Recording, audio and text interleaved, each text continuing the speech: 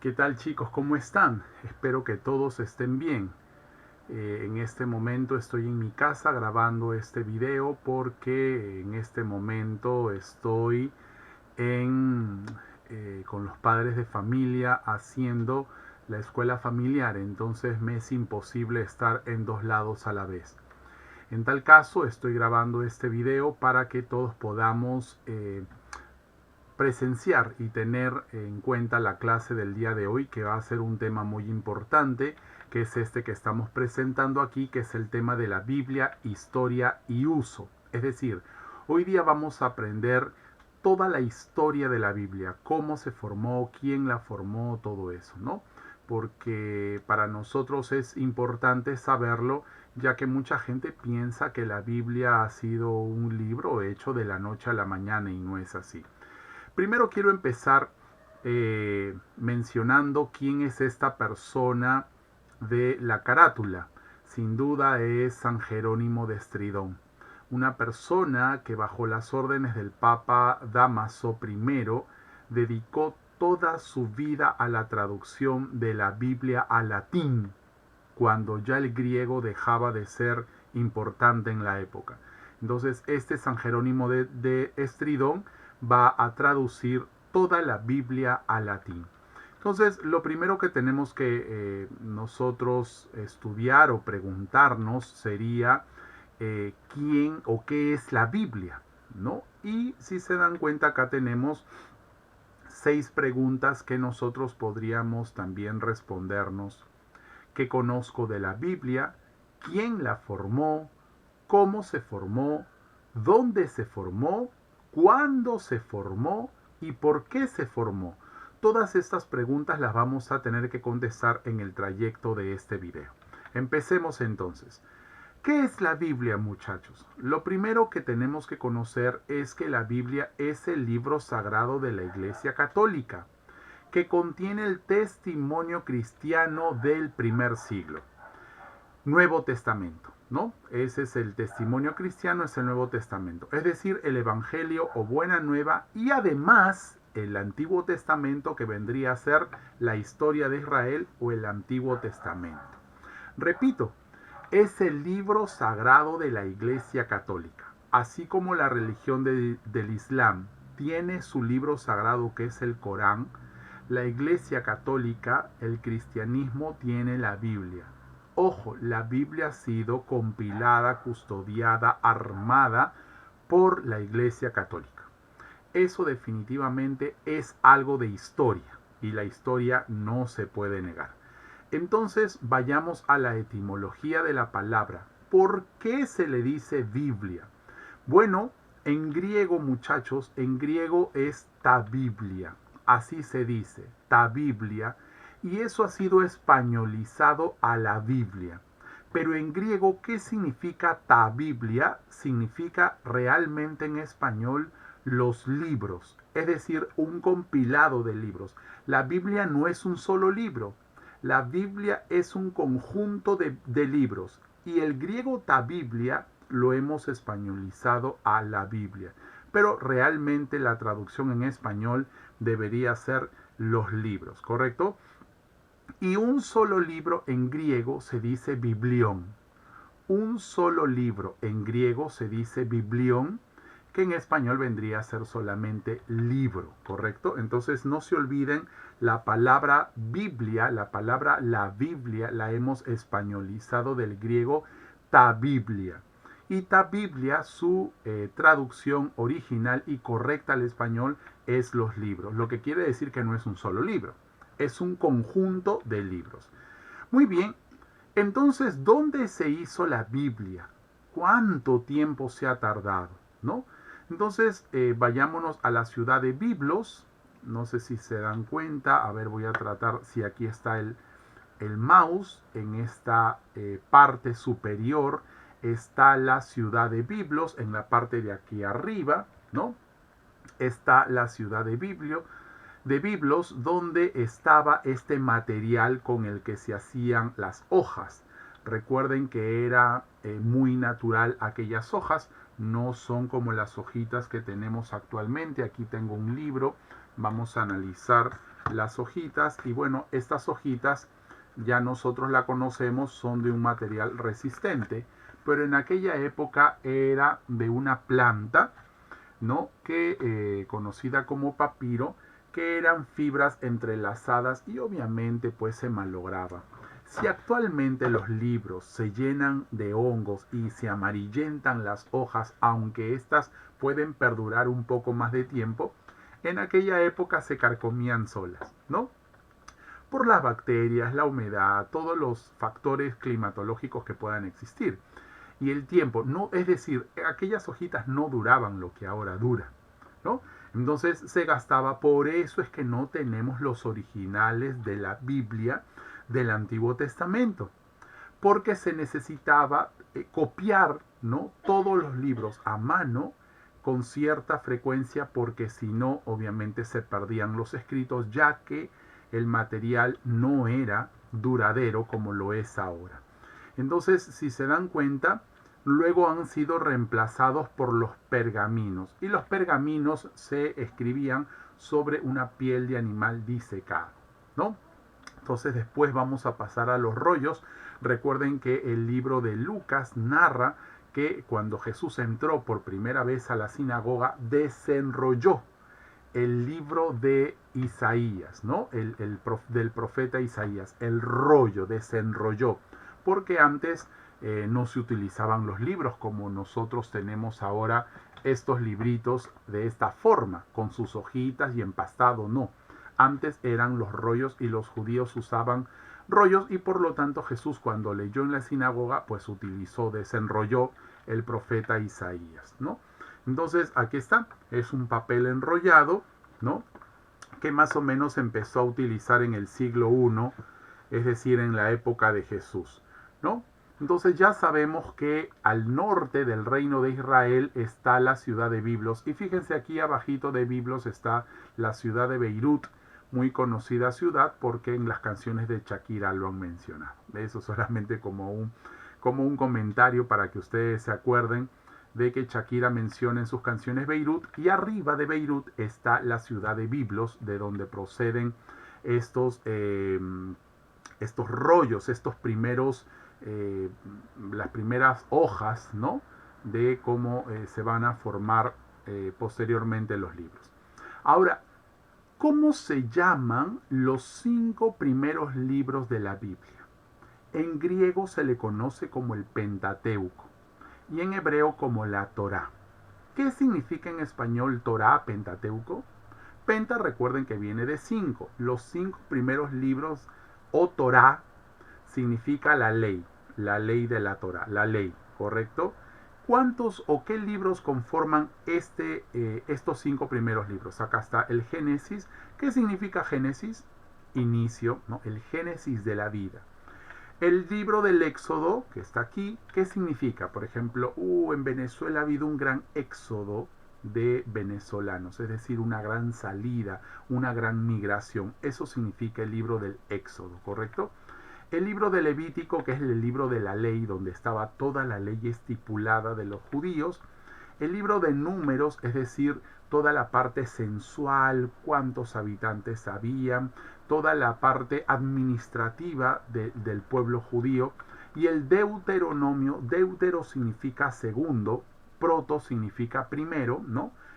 No sé si ustedes han escuchado el protoevangelio, ¿no? Es decir, el protoevangelio, y luego viene el deutero, protoevangelio, deuteroevangelio, es decir, primer evangelio, y deuteroevangelio vendría a ser el segundo evangelio, pero bueno, no hay segundo evangelio, solamente estoy colocándolo como un ejemplo. Proto significa primero, deutero significa segundo. El Deuteronomio es la segunda parte o la segunda ley.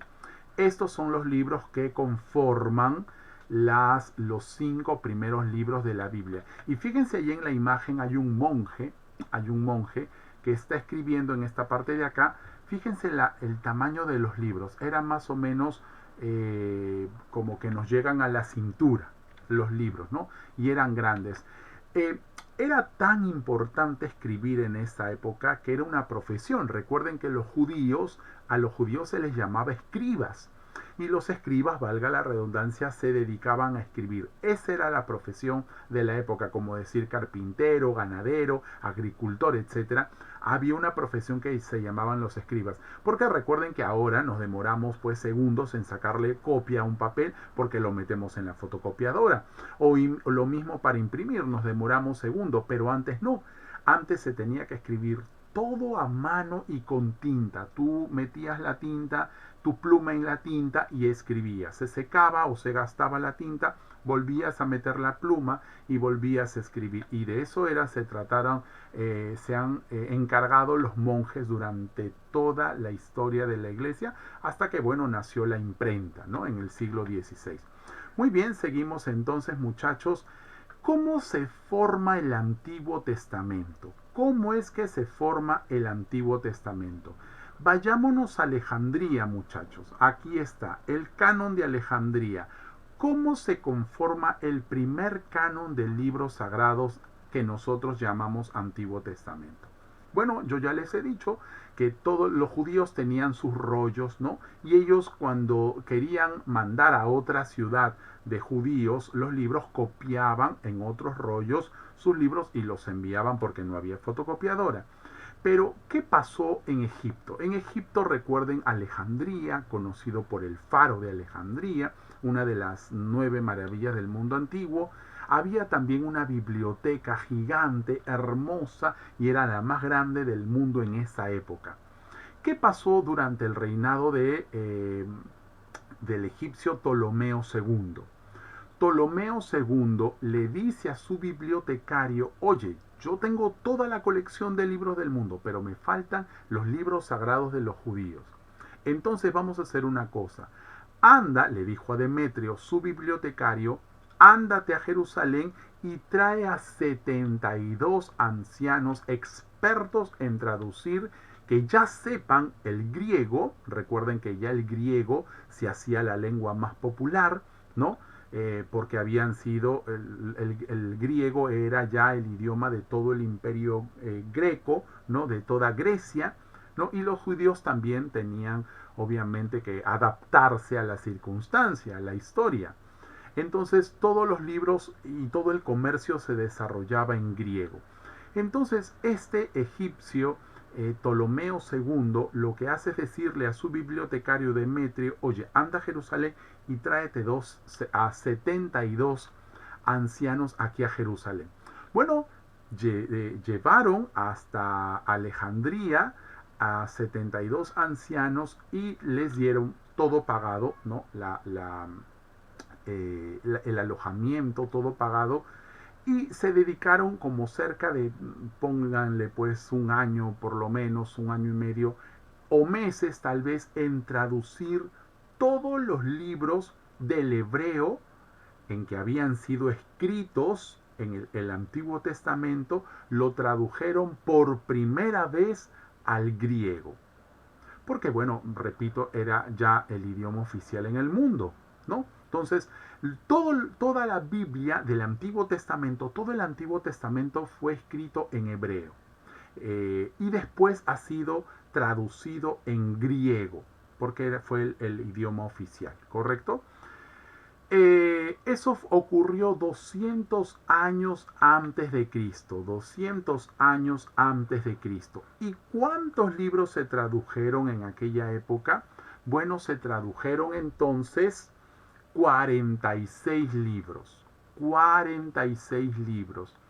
Y el Nuevo Testamento, muchachos, se conformó por 27 libros, y esto lo hizo el Papa Dámaso en el año 382. ¿Y a qué santo se lo dijo?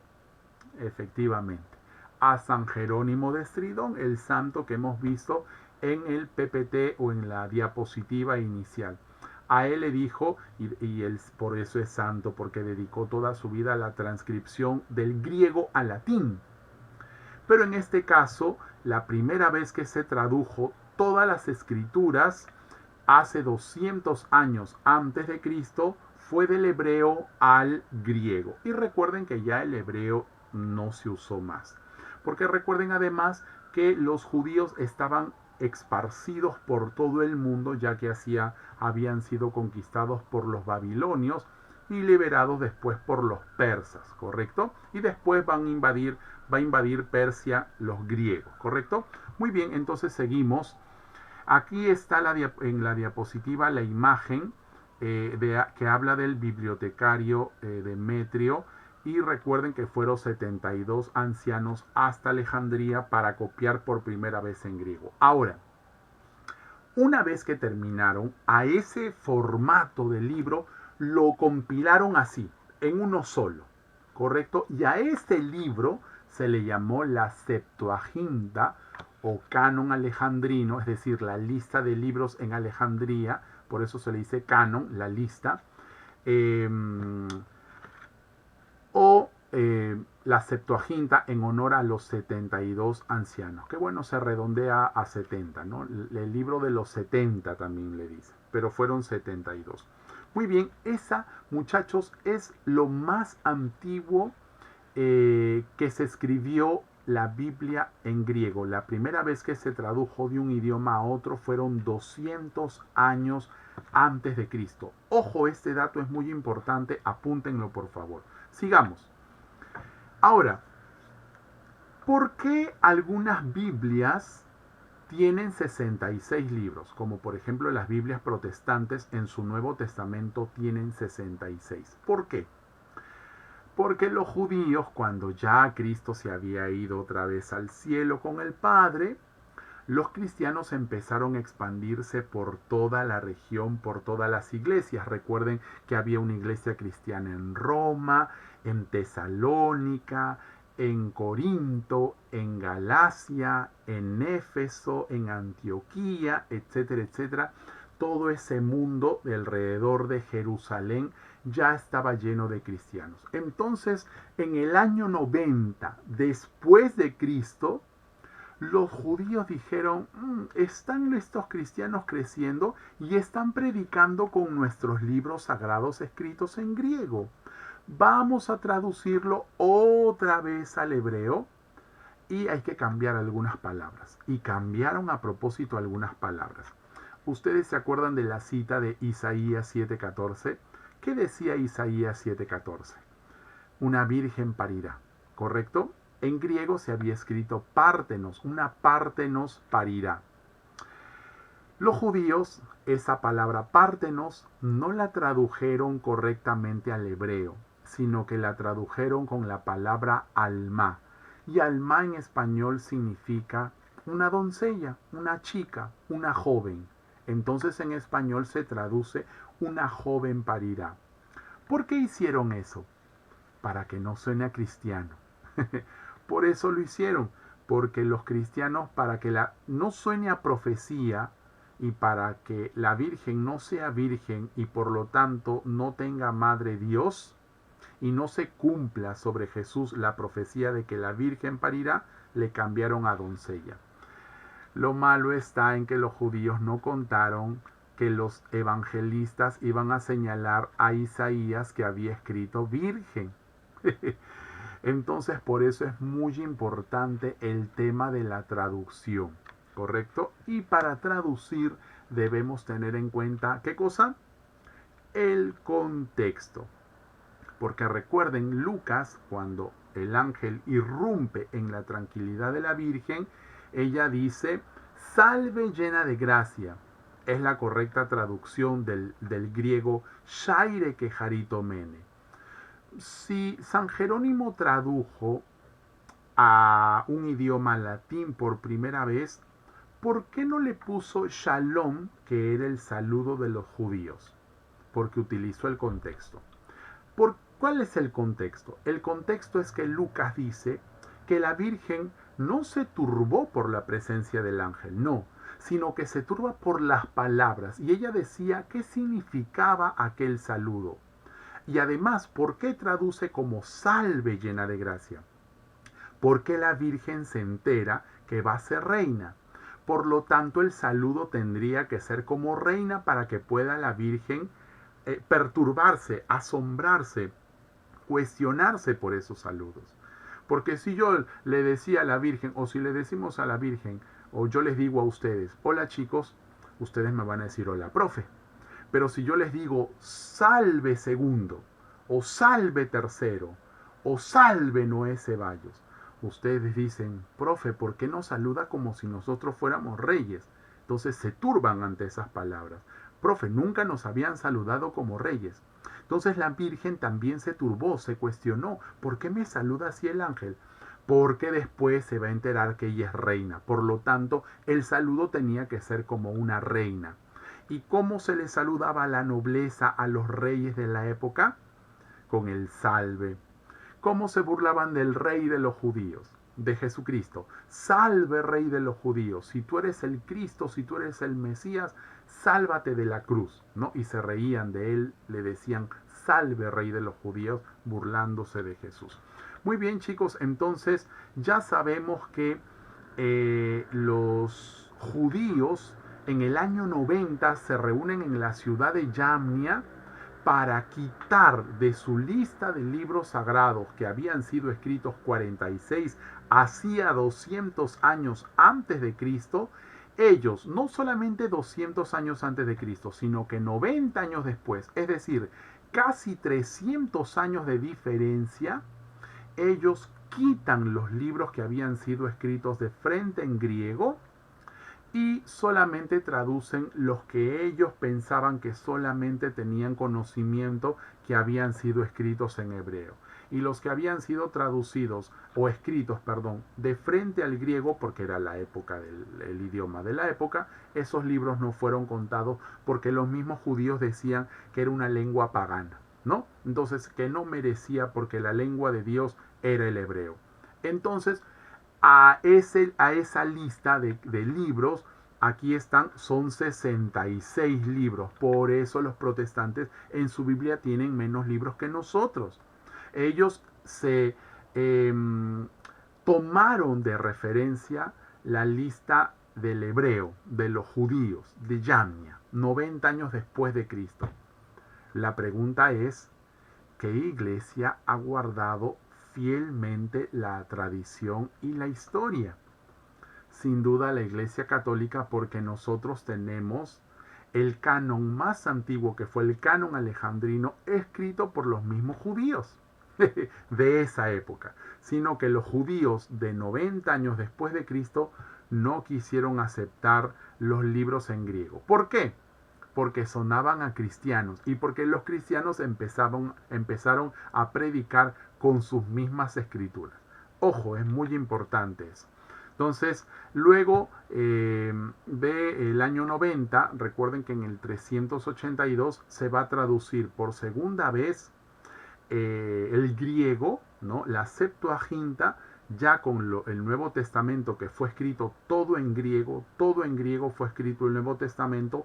Ahora, el Nuevo Testamento, que fueron 27 libros, más la Septuaginta, que era el Antiguo Testamento, se va a juntar, la Iglesia lo va a juntar, y a este conjunto compilado de libros del Antiguo Testamento y del Nuevo Testamento, a ese compilado de libros, a ese conjunto de libros, la Iglesia va a llamar la Biblia. Y en el 382, por orden del Papa Dámaso I, San Jerónimo de Estridón va a transcribir del griego total, lo va a transcribir al latín. Pero ojo, San Jerónimo no solamente tenía los escritos en griego ahí, sino que también era especialista en hebreo. Y es santo. Así que no tenemos por qué dudar de San Jerónimo de Estridón al momento que ha hecho la traducción. Muy bien, muchachos, entonces seguimos. Estos datos son muy importantes porque ustedes deben saberlo, porque es historia, ¿correcto? No se trata nada de fe, se trata de historia purita, así que debemos conocerlo. Seguimos entonces aquí en esta imagen de la izquierda. Ya sabemos que dicen los libros que las sectas quitaron a la Biblia son estos 7, ¿no? Los protestantes utilizan el Antiguo Testamento de 66 libros. Claro, Ellos no han cambiado el Nuevo Testamento porque no pueden. La lista del Nuevo Testamento la definió la Iglesia Católica. Y ellos solamente quitaron los libros porque los judíos no aceptaron, bueno, ellos no se sabe si fue tal vez por ignorancia, por conveniencia, ¿no? Que quitaron los 7 libros escritos en griegos de sus Biblias.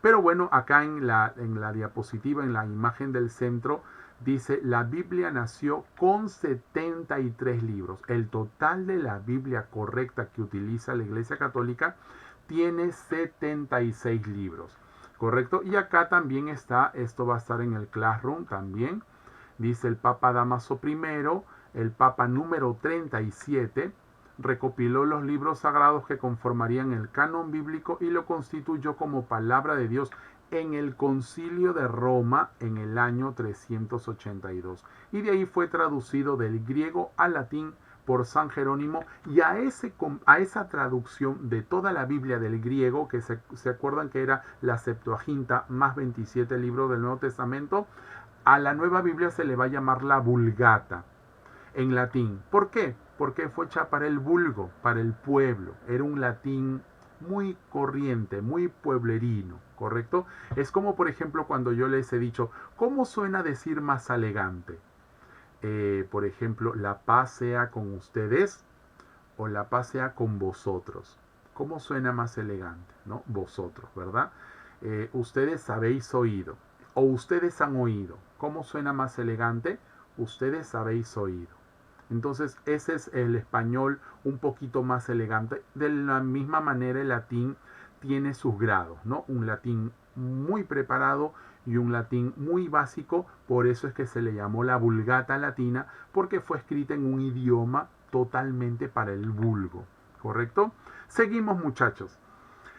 Fíjense, existe una corriente dentro de la historia en donde se dice que la iglesia oculta una época de oscurantismo, el oscurantismo dentro de la historia que fue toda la Edad Media. Y la iglesia retrasó la ciencia, ocultó la Biblia y la escondió para que el pueblo no la lea, y etcétera, etcétera. No, falso. Falso, porque en la Edad Media nació la universidad. Y la universidad es una creación de la Iglesia Católica. Además, la Iglesia Católica crea los primeros cursos llamados Trivium y otros cursos llamados Quatrivium, que contenía filosofía, oratoria, teología, etc. Matemáticas, ciencias eran los otros cursos. La Iglesia los inventó. Además, la Iglesia hizo mucho por la ciencia en esa época. Recuerden los calendarios, ¿no? Todo el movimiento que hubo con los meses, tratar de exactamente que den los 365 días. Todas esas cosas ocurrieron en la Edad Media. Pero además, en el año 1280, se tradujo la Biblia, la Vulgata latina, al español. ¿En qué año?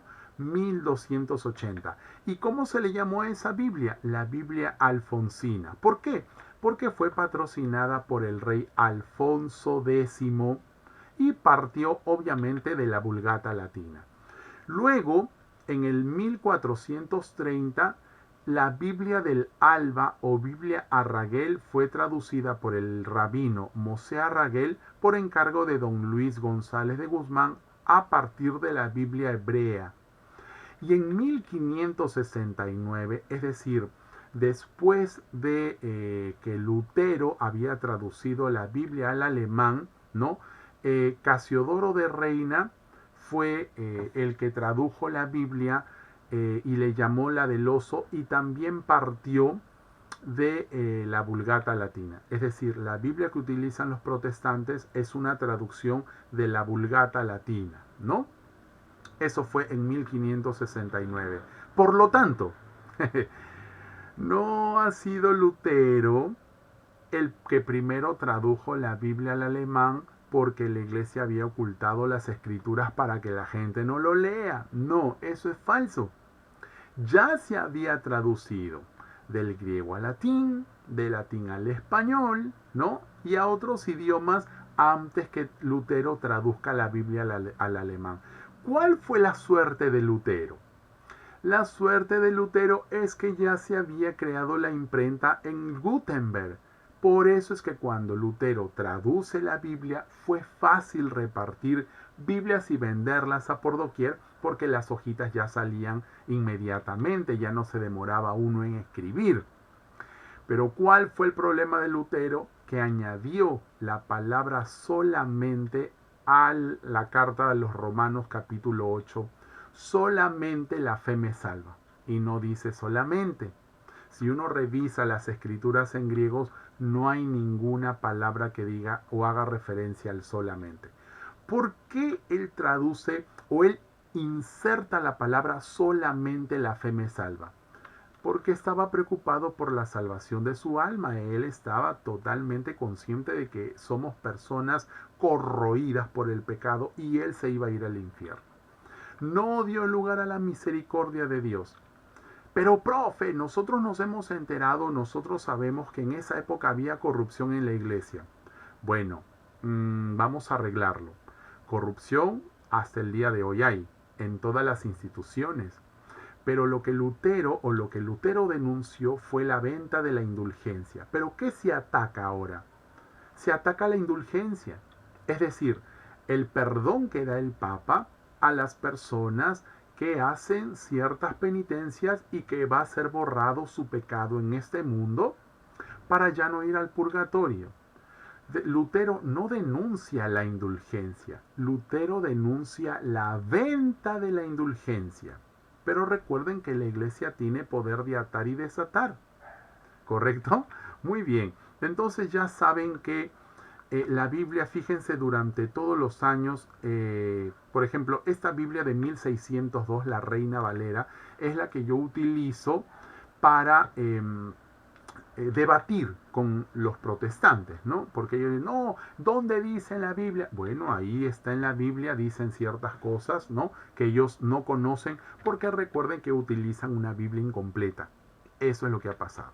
Muy bien, entonces, fíjense que en el caso de la Biblia del Cántaro, la Reina Valera de 1602, en todos estos años que están aquí se han hecho revisiones y la Biblia del 2009 fue hecha para los mormones, ¿correcto? Luego hay una revisión del 2010, 2011, 2012, 2003. Profe, ¿por qué tantas fechas? Porque les van cambiando las palabras. Fíjense, en el 2015 van a colocarle a Jehová Señor. Ya no van a decir Jehová porque claro, no se dice Jehová, está mal dicho. Van a cambiarle la palabra a Señor. ¿En qué año fue eso? En la Biblia en la revisión de la Reina Valera revisada del 2015. Pero en el 2020 van a utilizar ya no la palabra Señor, sino la palabra correcta Yahvé. Ese es el problema de no tratar de hacer las cosas desde un principio bien. Entonces, bueno, ya sí, hay Biblias de 1790, que es la Biblia del padre Felipe Sío, de 1798, y la última Biblia de 1928, que ha sido la primera Biblia traducida en América, ¿no? Muy bien, profe, pero ¿por qué es importante el tema de la traducción? Porque ya vieron el caso de los judíos. Ellos a propósito tradujeron, en vez de ponerle virgen, pusieron al libro de Isaías capítulo 7 versículo 14, le pusieron alma para que no suene a cristiano, para que no cumpla la profecía sobre la virgen. Ese fue el problema, ¿correcto? Seguimos, muchachos. Bueno, y la Biblia que ustedes tienen, la mayoría es la Biblia latinoamericana, ¿no? Que es esta Biblia de aquí abajito que está en verde, si ustedes se dan cuenta. Y cuando ustedes vayan a comprar una Biblia, ya saben que pueden decirle, ¿me puede mostrar su Biblia? Sí, a ver, voy a buscar si está bien traducida. Y buscan Lucas capítulo 1, versículo 28. ¿Se acuerdan de esa cita? Que dice así. Entonces el ángel irrumpe en la tranquilidad, bueno, estoy leyendo de memoria, acá no dice eso. Irrumpe en la tranquilidad de la Virgen, de una Virgen que estaba desposada con José, y le dice, salve llena de gracia, Si dice salve llena de gracia, está bien traducida. Y si el libro de profeta Isaías en el capítulo 7, versículo 14 dice una virgen parirá, está bien traducida. Pero la Biblia latinoamericana que usamos nosotros no dice salve llena de gracia, dice alégrate llena de gracia. Y alégrate no es un saludo de la realeza. Alégrate es un saludo de alégrate. Es como si yo les digo alégrense, se alegran. Pero si yo les digo salve muchachos, esa es otra cosa. ¿Se dan cuenta? Es muy importante entonces la traducción. Vamos ya terminando muchachos. Y aquí también hay un montón de Biblias que cada una tiene su nombre, ¿no? Las Biblias católicas, por ejemplo, es la Biblia de Jerusalén, la Sagrada Biblia. Recuerden que la mejor Biblia es la que está mejor traducida. Si la Biblia dice, salve llena de gracia, y dice, una virgen parirá, es una buena Biblia. Si no lo dice, bueno, y se la tienen que comprar, bueno, se la compran normal, pero ustedes ya saben que las palabras no son la traducción correcta, ¿sí? Muy bien, fíjense, así como en esta diapositiva habíamos visto que la Reina Valera es la que más cambios ha tenido, hay algunas palabritas también que, por ejemplo, la de 1960, la Reina Valera dice venerado. En el 77 todavía sigue la palabra venerado.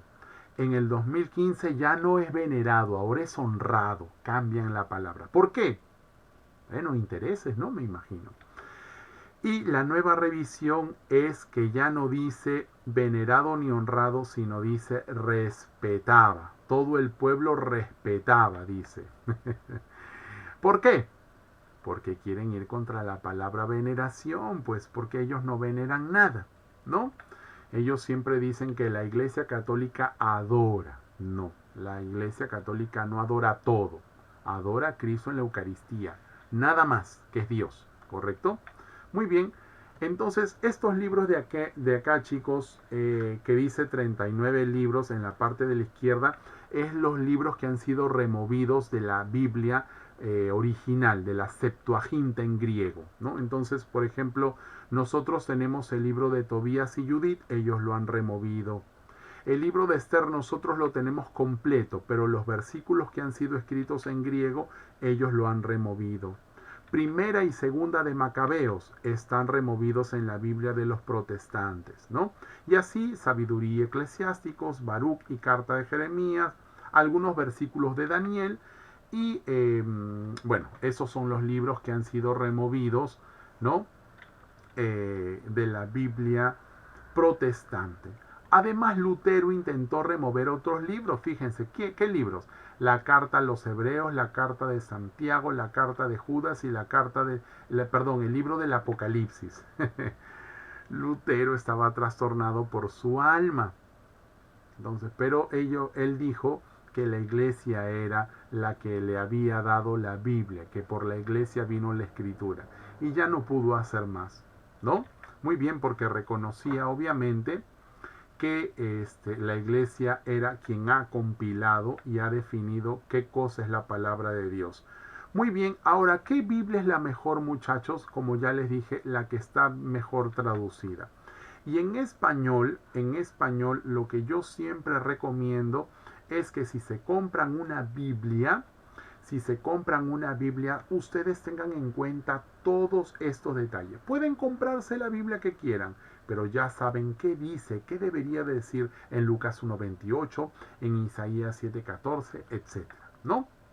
Muy bien, entonces, ahora, algunos libros todos los libros, por ejemplo, no son del mismo género literario. Es decir, algunos son de historia, otros son míticos, otros apocalípticos, ¿no? Por ejemplo, vamos a tocar el libro del Génesis. El libro del Génesis es una historia que ha sucedido de verdad, contada de una forma mitológica, porque así se contaban las historias en la antigüedad. Es decir, el autor del libro del Génesis ambienta de lo que había pasado en la realidad, pero ambienta un entorno divino al que le va a poner Jardín de Edén, le va a llamar al demonio la serpiente porque era astuto, le va a decir a la primera mujer, aquella que cometió el pecado con el hombre, le va a llamar Eva, al primer hombre le va a llamar Adán. Entonces, él va a transcribir, a contar de manera mítica, es decir, de manera maravillosa, misteriosa, un hecho de la realidad. No vaya a ser como mi amiga que yo les dije de que, ay Franco, ¿tú todavía crees que una serpiente va a hablarle a una mujer? No, es que no es la serpiente, es el demonio que se le califica como serpiente porque era astuto. ¿Correcto? Entonces fíjense aquí en esta parte, estamos en el índice de una Biblia, ¿no?, protestante, que acá han señalado están los libros del Pentateuco o la Torá, que son los 5 primeros libros, los históricos, correcto, los proféticos, y aquí está el Nuevo Testamento, que también están los evangelios, San Mateo, Marcos, Lucas y Juan, el libro histórico de los Hechos, luego vienen las cartas de San Pablo, luego vienen las cartas católicas. ¿Y cuáles son la diferencia entre las cartas de San Paulinas o las cartas de San Pablo y las cartas católicas?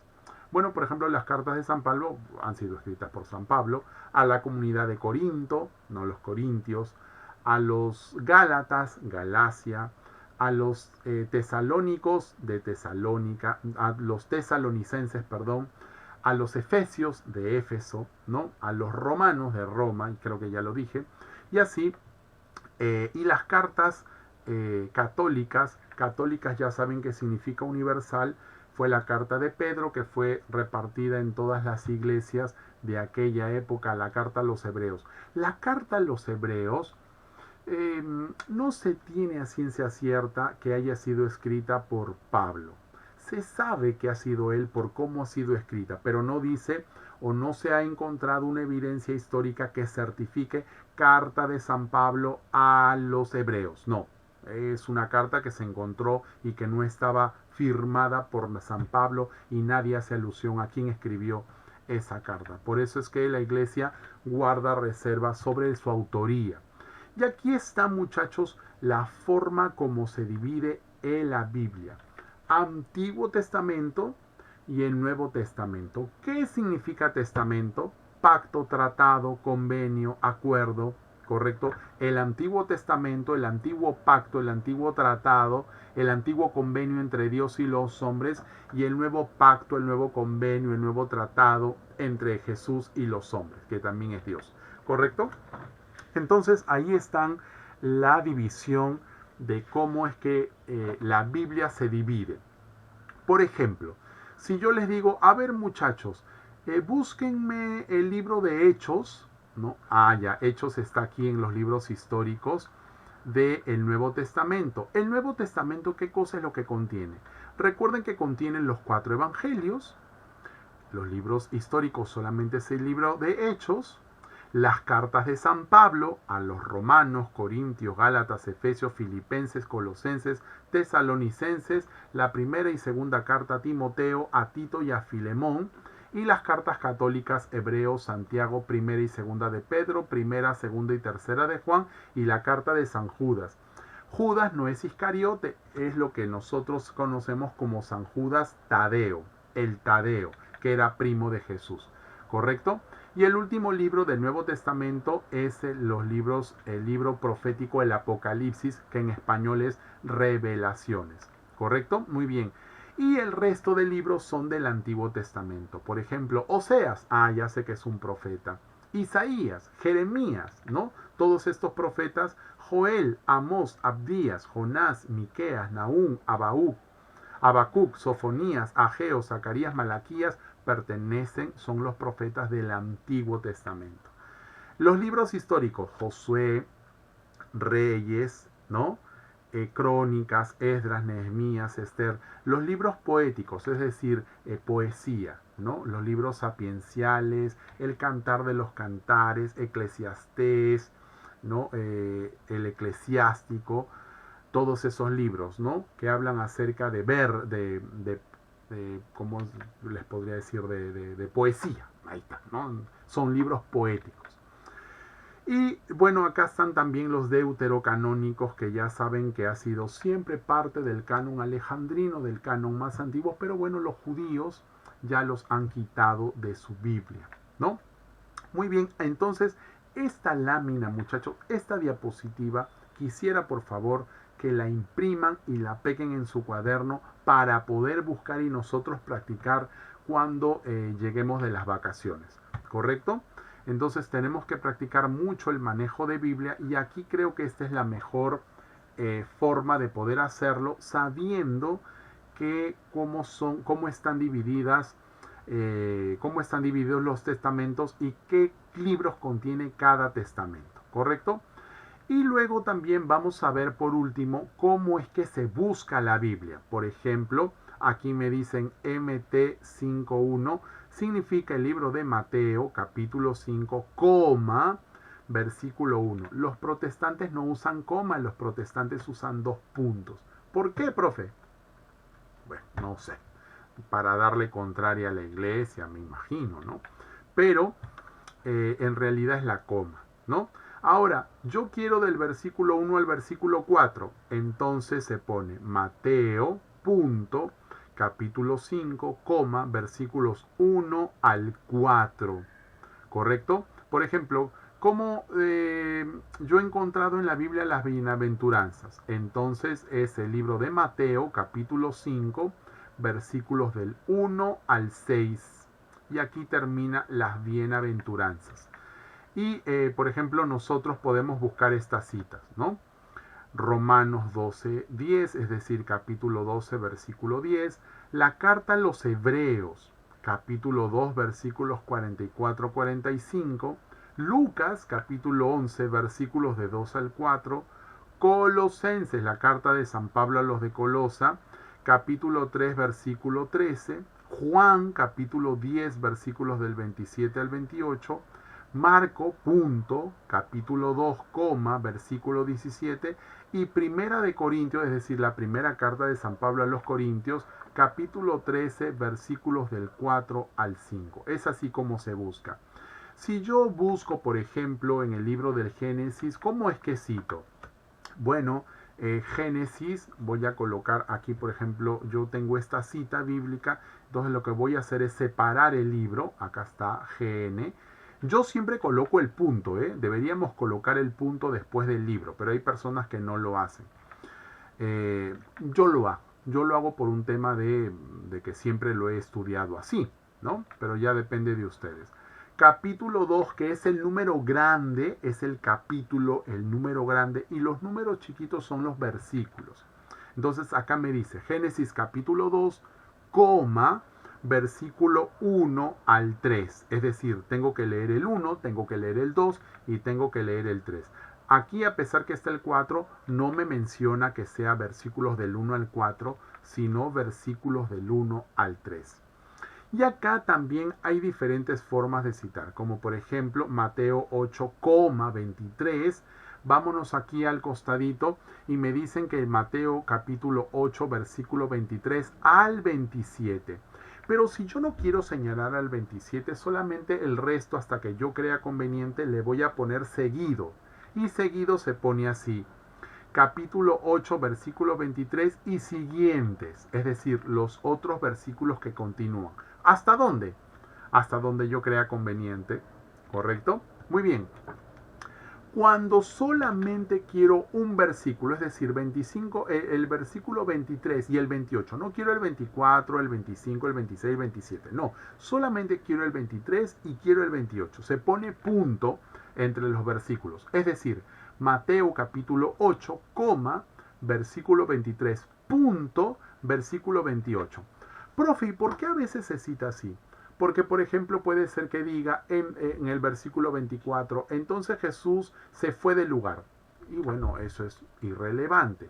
Entonces, tiene que ser los versículos que yo crea que son necesarios al momento de citar. ¿Correcto? Seguimos aquí abajo. ¿Qué pasa cuando yo quiero citar del mismo libro dos capítulos? Capítulo 8 y capítulo 9. Muy bien, entonces se hace capítulo 8, se señalan los versículos, por ejemplo en este caso 28 al 32, punto y coma, capítulo 9, 1 y siguientes. ¿Correcto? Seguimos. Ahora, si yo quiero señalar otro libro, el punto y coma va antes de que yo señale el nuevo libro. Fíjense acá, Mateo capítulo 8, versículos 28 al 32, punto y coma, libro de Lucas o Evangelio de Lucas, capítulo 4, coma, versículo 34. Eso es lo que tenemos que nosotros aprender. Y recuerden que cuando hay un libro, segundo libro, se pone adelante primer libro o segundo libro. En el caso de Reyes, en el Antiguo Testamento, acá están señalando segundo libro de Reyes. ¿Cómo se lee generalmente segunda de Reyes? ¿No? Segundo libro de Reyes, capítulo 7, versículo 7. El libro de Hechos, capítulo 18, cuando hay una letrita al costado del versículo, significa que el mismo versículo es grande y que tiene tres ideas o tres oraciones. La oración 1 sería la A, la oración 2 sería la B y la oración 3 sería la C. En tal caso, este versículo me señala 2C. Pablo se quedó con ellos, pues eran del mismo oficio y se dedicaban a fabricar tiendas y se quedó a vivir con ellos. ¿Por qué solamente el versículo C? Porque el resto no me sirve para decir lo que yo quiero explicar. Y por último, cuando solamente hay un capítulo, se pone de frente el versículo, Judas 3, ¿no? Pero bueno, yo pongo por tema de enseñanza Judas 1,3. Bueno, se sabe que va a haber un solo capítulo, pero yo lo pongo por un tema de defecto nada más, ¿no? Así como en la matemática, ¿no? Siempre delante del signo va el número 1, ¿no? Por ejemplo, X, adelante de la X es 1, ¿no? Si yo digo el doble de X, 2X. Igual, si solamente hay un libro, un capítulo, pues ya se sabe que es un capítulo, yo siempre coloco el 1 para que la gente aprenda, ¿correcto? Pero acá me están diciendo de que siempre se coloca el versículo de frente. En tal caso, ustedes ya saben, si quieren colocar el capítulo, ponen capítulo 1,3, ¿no? O de frente Judas 3, para que ustedes sepan. Muy bien, muchachos. Y esto es algo muy importante. Porque algunas personas dicen, oh, profesor, ¿dónde está eso en la Biblia? Bueno, mis propios amigos me han dicho eso, ¿no? Franco, ustedes practican muchas cosas que no están en la Biblia. Bueno, vayámonos a buscarlo en la Biblia. Juan capítulo 20, versículo 23, dice que no todo está en la Biblia. No todo está en la Biblia. Juan capítulo 20, versículo 23. Dice, Jesús hizo muchas otras cosas delante de sus discípulos o en presencia de sus discípulos que no están escritas en este libro. Ese es mi versículo preferido porque dice que obviamente quien guarda las tradiciones es la iglesia.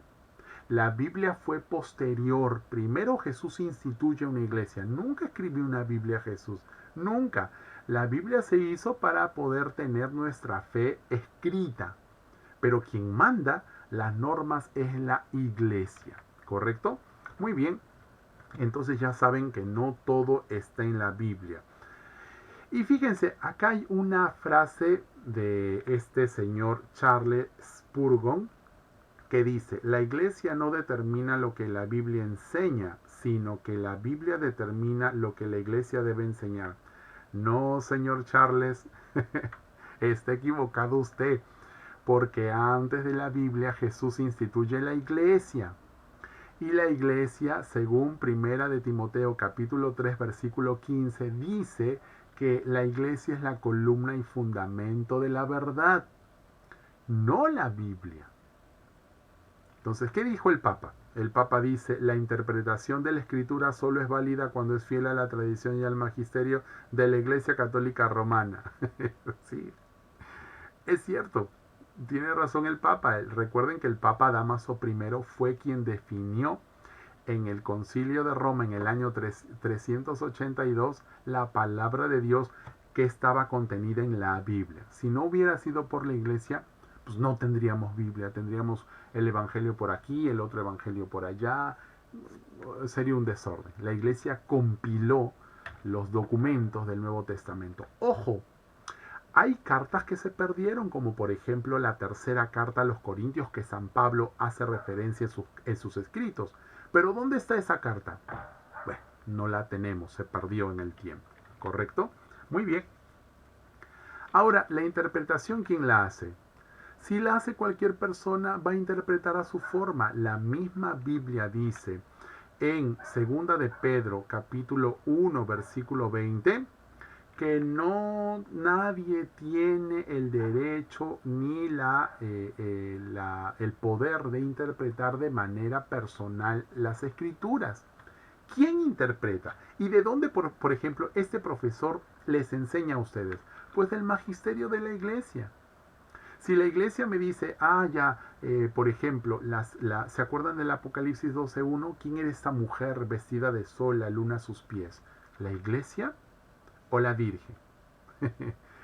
Obviamente el magisterio enseña que es la Virgen, porque está en la liturgia. Si nosotros vamos a las fiestas de María, vamos a leer el Apocalipsis como primera lectura, Apocalipsis 12.1 hasta adelante, ¿no? Y va a decir que se trata de la Virgen para la fiesta, porque habla de la madre que está embarazada del Hijo de Dios. ¿Quién es la mujer que está embarazada del Hijo de Dios? La Virgen María. Pero algunas personas dicen que es la iglesia. Si la iglesia es el cuerpo de Cristo, imagínense que la iglesia es mi cuerpo no me puede dar a luz a mí mismo. O sea, es algo ilógico. Siempre hay que hacerle caso a la iglesia, muchachos. Bueno, para terminar, vamos a contestar estas preguntas en el cuaderno y una vez que terminen, vamos a dejarlo en pastoral. Le voy a pedir al encargado que está manejando este video que lo deje en pausa con las preguntas para que ustedes puedan contestar. ¿Correcto, chicos? Una vez que terminan, les voy a dejar el tiempo hasta antes que den las 7 para que tengan 5 minutos antes de... Fíjense, tienen más de media hora para poder terminar estas preguntas sencillas. ¿Cuáles son las preguntas? ¿Qué es la Biblia? Re fácil. ¿Cómo se les dice en griego y en hebreo a sus 5 primeros libros? Recontra fácil. ¿Cómo se formó el Antiguo Testamento? Alejandría, recuerden toda la historia, Ptolomeo II, Demetrio, el bibliotecario, 72 ancianos, narren la historia. ¿En qué idioma fue escrito el Antiguo Testamento? ¿No? ¿En qué idioma? Muy bien, ¿a qué idioma se tradujo por primera vez y en dónde? Bueno, ya les dije en dónde, ¿no? Pero ya saben que la primera traducción fue de un idioma antiguo al que estaba dominando en la época 200 años antes de Cristo. ¿En qué año se reunieron los judíos y en qué ciudad para quitar 7 libros del Antiguo Testamento? Les puedo decir antes del año 100. Ustedes tienen que recordar en qué ciudad también decidieron los judíos quitarle libros al Antiguo Testamento. 7. ¿En qué idioma fue escrito el Nuevo Testamento? Re fácil. ¿A qué idioma se tradujo por primera vez toda la Biblia? Es quien hizo el autor de la primera diapositiva es quien tradujo toda la Biblia por primera vez, ¿ya? Y dice, ¿a qué idioma? Bueno, al vulgar de la época, ¿correcto? Entonces, una vez que terminan esto, por favor, dejen su cuaderno en pastoral, le dicen al brigadier o al encargado que lleve todos los libros, no se vayan a ir sin haber dejado porque si no se quedan sin nota, ¿eh? Y la tarea va a ser, revisa el video subido y haz un resumen de él en el cuaderno, lo presentas en la fecha indicada. Esta es la tarea. Lo que estamos haciendo en la lámina anterior, es decir, esta de aquí, es para ahora que no estoy presente, ¿correcto? Pero la tarea, y que la tienen que, o sea, vale nota porque yo no puedo estar ahí con ustedes. Pero esta tarea de aquí es la que va a ir a la unidad siguiente, ¿correcto? Revisa el video subido, esto lo van a encontrar en el Classroom, ¿correcto? Muy bien, chicos, y acá está un resumen de todo lo que hemos hecho. Fíjense, la Biblia no fue escrita ni en capítulos ni en versículos. ¿Quién fue quien hizo eso? Stephen Langton la dividió en capítulos, Santes Pagnino la subdividió en versículos y Johannes Gutenberg, que era católico, la imprimió por primera vez con tipografía móvil. Entonces ya saben, el video va a estar en el Classroom, véanlo y de ahí hacen un resumen de por lo menos la mitad de una página, ¿correcto? La letra se tiene que entender y ahí están todas las indicaciones. ¿Cuándo se va a presentar? Ahí también está la fecha indicada, ¿correcto? Listo, chicos, entonces voy a retroceder solamente para que ustedes sepan todas las diapositivas que hemos visto, ¿correcto? Y puedan contestar de una vez las preguntas, ¿correcto? Recuerden que esta ha sido nuestra lámina y estas son las preguntas que tenemos que contestar. Así que por favor el delegado le pone aquí en esta parte a la pantalla, al proyector, le pone congelar para que esta imagen se quede ahí. Bueno, chicos, nos estamos viendo la próxima semana. Un abrazo para todos y desde ya les digo muchísimas gracias, muchachos, por todas las palabras y por todos los regalos que me hicieron llegar por el Día del Maestro. Muchas gracias, de verdad, de todo corazón. ¿Sí? Entonces, listo, chicos. Vamos a contestar estas preguntas rapidito antes que se pase la hora. Nos vemos.